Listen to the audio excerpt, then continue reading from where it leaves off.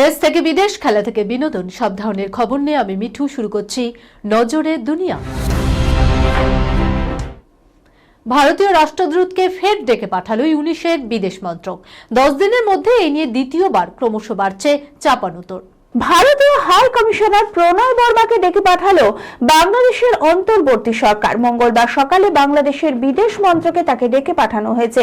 এই নিয়ে গত 10 দিনের মধ্যে দ্বিতীয়বার প্রণয়কে ডেকে পাঠালো মোহাম্মদ ইউনূসের অন্তর্বর্তী সরকার। এর আগে গত 14 ডিসেম্বর বাংলাদেশের বিদেশ মন্ত্রক ডেকে পাঠিয়েছিল তাকে। এবার ফের মঙ্গলবার সকালে ডেকে পাঠানো হলো। কি কারণে বাংলাদেশে নিযুক্ত ভারতীয় রাষ্ট্রদূতকে ফের ডেকে পাঠানো হয়েছে তা এখনো স্পষ্ট নয়।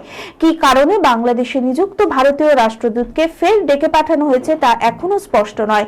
তবে গত কয়েকদিনে ভারত ও বাংলাদেশের মধ্যে কূটনৈতিক টানাপোড়েন ক্রমশ বৃদ্ধি পেয়েছে। এক বছরে কিনেছেন 1 লক্ষ টাকার কন্ডোম। সুইগের স্পেশাল কাস্টমার চেন্নাইয়ের এক যুবক। শেষ হয়ে আসছে বছর, ধীরে ধীরে সবাই ফিরে দেখছে কি হলো সারা বছর জুড়ে। এরকম একটি রিপোর্ট বের করেছে সুইগি ইনস্টামার্ট।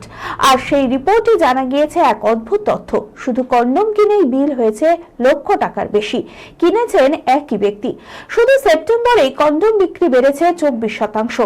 সুইগি ইনস্টামার্ট তাদের বছরের শেষে রিপোর্ট দিয়েছে, যেখানে 2025 সালে তাদের অনলাইন অ্যাপ ব্যবহার করে ভারতে কেনাকাটার বিভিন্ন তথ্য প্রকাশ করা হয়েছে। এই তালিকায় বেশ কিছু অদ্ভুত প্রবণতা দেখা গিয়েছে। এর মধ্যে অন্যতম চেন্নাইয়ের একজন ব্যবহারকারী। জানা গিয়েছে এই ব্যক্তি সারা বছর ধরে কেবল কন্ডোম কিনে 1,06,398 টাকা খরচ করেছেন। এই ব্যবহারকারী 228টি অর্ডার করেছেন। প্রতিটি অর্ডারেই তিনি কন্ডোম কিনেছেন বলে জানা গিয়েছে। এর অর্থ গড়ে প্রতি মাসে প্রায় 19টি অর্ডার করেছেন তিনি। সেপ্টেম্বর মাসে এই পণ্যের বিক্রি 24% বৃদ্ধি পেয়েছে।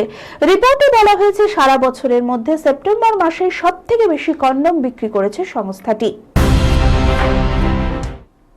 ডন 3 ছাড়লেন রণবীর সিং। বছর শেষে বোমা ফাটিয়ে কোন শর্ত রাখলেন ধুরন্ধরের এই নায়ক, দেখুন। 2023 সালে ডন 3 ছবির টিজার প্রকাশ্যে আনার পর থেকে বিতর্ক দানা বেঁধেছিল। কখনো রণবীর সিংকে ডন অবতারে দেখে তেলে বেগুনে জ্বলে উঠেছিল দর্শক অনুরাগীরা, তো কখনো বা আবার কাস্টিং বদলের জন্য চর্চার শিরোনামে ঠাঁই পেয়েছে পরিচালক ফারহান আক্তারের ব্লকবাস্টার ফ্র্যাঞ্চাইজির তৃতীয় সিনেমা। এবার বছর শেষের বড় খবর, ডন 3 সিনেমা থেকে সরে দাঁড়ালেন রণবীর সিং। কেতা দুরন্ত এই ডনের চরিত্রে যেখানে অমিতাভ বচ্চন কিংবা শাহরুখ খানের মতো তারকাদের দেখে অভ্যস্ত সিনে প্রেমীরা, সেখানে রণবীর সিং এর ব্যক্তিত্বের সঙ্গে নাকি এই চরিত্র একেবারেই বেমানান। পয়লা ঝলক প্রকাশ্যে আসার পর এমনটাই দাবি রেখেছিলেন সিনে অনুরাগীরা। যদিও সেই বিতর্কযজ্ঞে জল ঢেলে অভিনেতা রণবীরের কারিশমার কথা মনে করিয়ে দিয়েছিলেন ফারহান আক্তার, তবে তাতে চিড়ে ভেজেনি।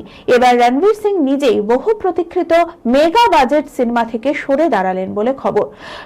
সদ্য মুক্তিপ্রাপ্ত ধুরন্ধরের সাফল্যই কি রণবীরকে ফারহান আক্তারের ডন ফ্র্যাঞ্চাইজি থেকে দূরে সরালো? কৌতূহল অস্বাভাবিক নয়।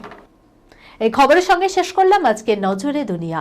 আপনারা দেখছেন টিভি 24 বাংলা, সংবাদ বিনোদন সারাদিন সারাক্ষণ।